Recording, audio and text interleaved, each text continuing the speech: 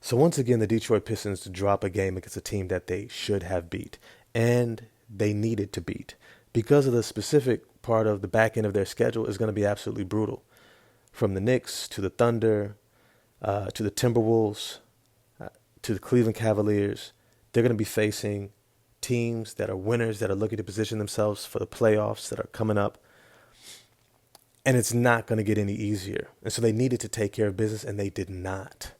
They did not. And I'm kind of thinking, man, has this team are they resting on their laurels and just kind of like taking their foot off the gas and saying, hey, you know what? I think we're good at 39, 40, 41 wins. Is that what's taking place here? You guys let me know what you think in the comment section. Because when I see a game like tonight where it was a lack of defensive effort, this was an effort game, similar to the Washington Wizards game. But you would have thought they would have learned their lesson. And they didn't. They came out flat against a veteran team. And I've told you guys before about veteran teams. Veteran teams force you to play great to beat them. They don't beat themselves. They're not going to turn the ball over a lot. They're not going to take bad shots. They're not going to rush. They're going to execute. They're going to be in the right position. They're going to maintain spacing. They're going to communicate on defense. They're going to run the set plays and follow the scheme created by the coaching staff. They force you to play great. The Detroit Pistons came out and missed about 5 shots right at the rim. But that's not the worst part about it. Those 5 shots were needed. Those 8 to 10 points, could have been the difference in winning this game and losing this game. Don't beat yourself. Yeah, there were missed free throws on the back end. That didn't help either.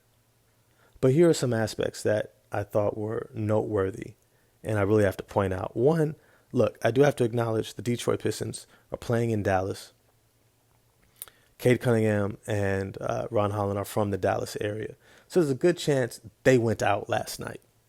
There's a good chance that they went out last night. And I wouldn't be shocked. Maybe that can attest to their flat energy and not finishing and stuff like that. But here's the thing. Guys have to understand their jobs. And Asar Thompson, you could tell from the very beginning, he was not locked in. Fumbling the ball, mishandling, not finishing. But more so on the defensive end, there was a lack of energy. There wasn't the flying around to run shooters off the three-point line, which you have to do against a Dallas Mavericks team that can shoot the ball really well. There wasn't the energy of making the rotation or even keeping track of his man. He lost track of his man multiple times in that first quarter, which is something that he just normally does not do. But then you also see the game play out, and he's not the only one who's not closing out. He's not the only one who's not rotating. It becomes kind of a team habit quickly. And you see Dallas begin to get their confidence. They begin to get into a rhythm, into a flow. And all of a sudden, P.J. Washington starts looking like Dirk. Not literal, but he's scoring his ass off. Najee Marshall starts balling. Klay Thompson gets going. Spencer Dinwiddie is taking over. And all of a sudden, you're in a freaking game. Now you're battling. But here's the thing. You're still not playing your brand of basketball. And I don't think there was really any point in this game that they were able to consecutively play a high level of defensive effort and play style that the Detroit Pistons are supposed to be known for. Guys were not locking up. Dennis Schroeder had great energy, and he's playing for a contract, so he knows what he has to do. And the veterans came in, and they did their part, what they were supposed to do. But when it came to Cade and Asar, when it came to even Jalen Duren at times, you didn't see it. But here's the thing. Let me get Duren. I want to get to Duren as well. Jalen Duren I believe he had like 12 points. No, 12 or 14 points in that first half. He was leading the Pistons in scoring. He had made 100% of his shots, got to the free throw line. He was looking absolutely dominant, which he should, because it's Dwight Powell guarding you and Kai Jones. He had a huge mismatch, and he was absolutely dominating them. They tried to put PJ Washington on him, put that guy on his butt, scored right over him, got to the free throw line. Jalen Duren was killing him. And they get to the second half, and it's literally almost 8 or 9 minutes into the second half before Jalen Duren takes his next shot from the field. They completely go away from him, which shows a lack of strategic emphasis and adjustment by the coaching staff to be able to point out the advantages that this team has over another, to be able to leverage that to make the game easy. And that's the difference between veteran teams and young teams. Now, I know some of this is on the coaching staff and it's also on the young players, but Cade needs to understand this. The reason why you play within the flow is so that you maximize the potential of your team collectively, so that no one player has to carry all the burden. And you did a great job of that. However, inside of that, you have to engineer and navigate the floor, your team, and you have to ensure that guys are getting their touches.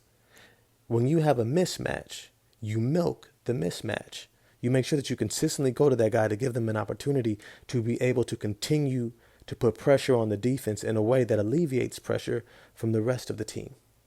And if a guy has it going, you ride it out.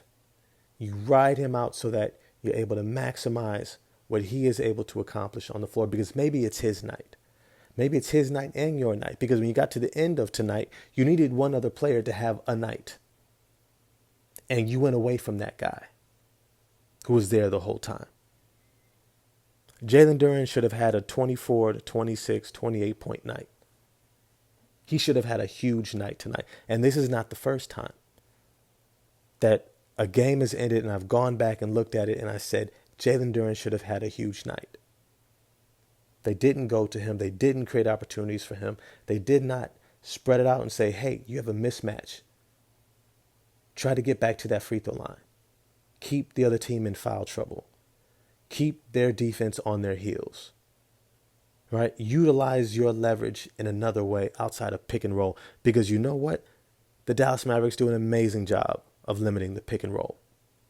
They did an incredible job of limiting the pick and roll. They kept Jalen Duren from getting those lobs. They kept Cade from being able to throw the lobs. In fact, they pushed them into positions that they did not want to be in. Cade Cunningham ended up in a high-scoring position, which is not something that it isn't that he can't score a lot. It's that if he's not scoring and also creating shots for others, then he's just by himself. And that's what they bet on. Combining that with the bad defense, well, Dallas was able to stay in control of this game all the way through. Now, I know there were moments where, granted, I looked at it in that fourth quarter and I was like, JB, why aren't you putting in Asar Thompson? You need to slow Spencer Dinwiddie down. You need a perimeter defender out there who can keep the ball out the paint and someone who can help you to get these rebounds, because Malik Beasley is getting eaten up in the second half. He made Spencer Dinwiddie look like Kyrie Irving in that second half. You needed someone to pick up that slack. And instead of you trusting the guy who's going to be a part of your core for the future and saying, hey, we're going to roll with you even if you're having a rough game. We're going to try to figure out a way to get you going. Or we're going to talk to you. Hey, if there's not some ailment, injury, or illness going on with him, he should have been in that game.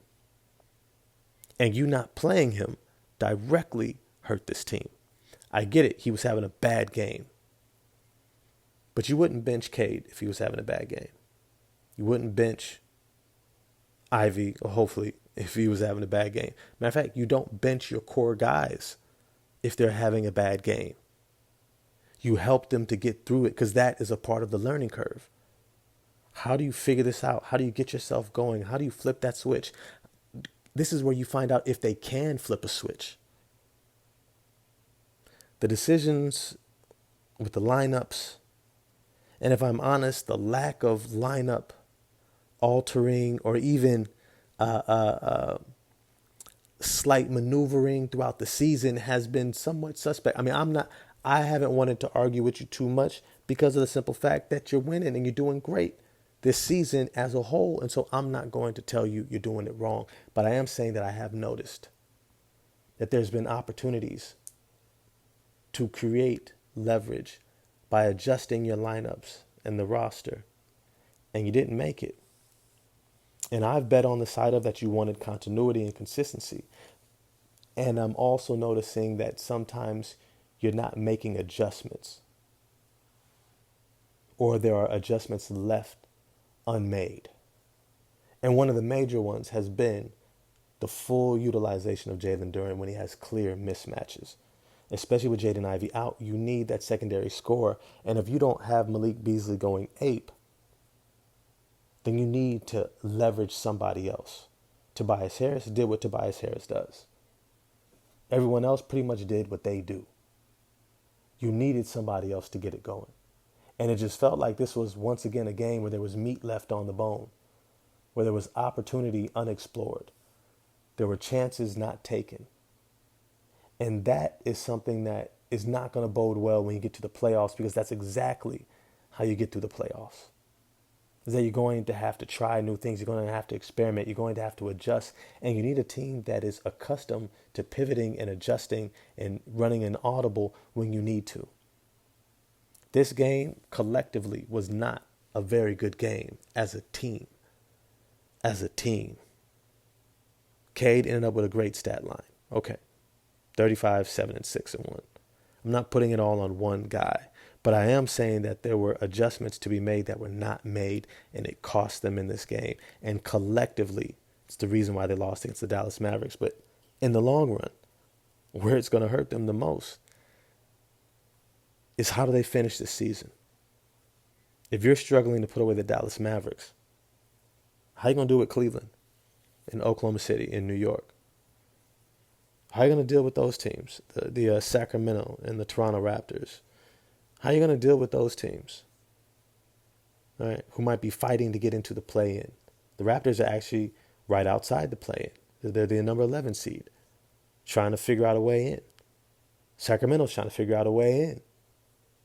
How are you going to deal with those teams, sandwiched in between these contending teams? Minnesota Timberwolves, the Memphis Grizzlies. This could be an ugly finish to the season. It could be. But I'm hoping that they figure it out. You see, I'm not mad at losing when you're playing your brand of basketball and you're trying to push buttons and pull levers and let's see what we can do. If it doesn't work out, the better team won. Okay, cool. But when you're not playing your brand of basketball, when you're not playing the defense that got you here, when you're not leveraging the resources and the talents that you have on this team or making in-game adjustments, that's concerning. All in all, I'm hoping for the best that they put this one behind them. They're still sitting at 39 wins. I think they are now they're still in the 6th seed. Yep, they are in the 6th seed. A game behind Milwaukee, 2 games behind Indiana, and only 5 games ahead of Atlanta. Let's see how they finish. But at the end of the day, I want to know what you all think. What do you think of this game? There's a lot of points I was kind of frustrated about. Let me know if I missed any. Get at me in the comment section. I'm going to get at y'all next time. Peace.